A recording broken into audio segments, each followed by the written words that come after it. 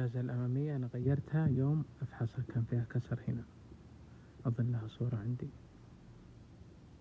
وأخذتها من الرجال حتى قال شو اسمه بعد يعطيني إياها، يلا يلا بالملعن وقتها قلت بفحصها أنا ما أبي أسوق 700 ريال 800 ريال بس على سبة قزازة، 700 800 أحطها في القزازة وأفحصها، وكان عليها جلايد الوكالة، ودخلت الفحص وقالوا لا أفضل إنك تسلبها، وسلبتها هنا والكبوس التندة.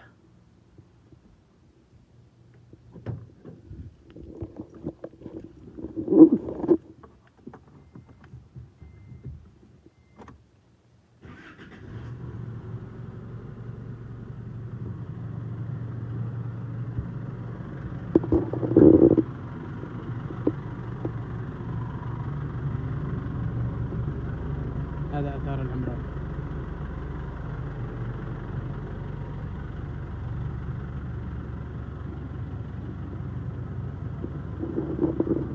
ترى حكوك هذه اللي في الصندوق كلها من يوم شريتها فيها، حتى ما غيرت فيها شيء والله، اللهم كفرات غيرتها بس.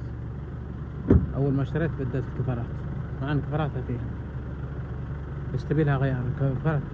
وهذا الفحص الجديد، فحص يمكن قبل أسبوعين أو 3.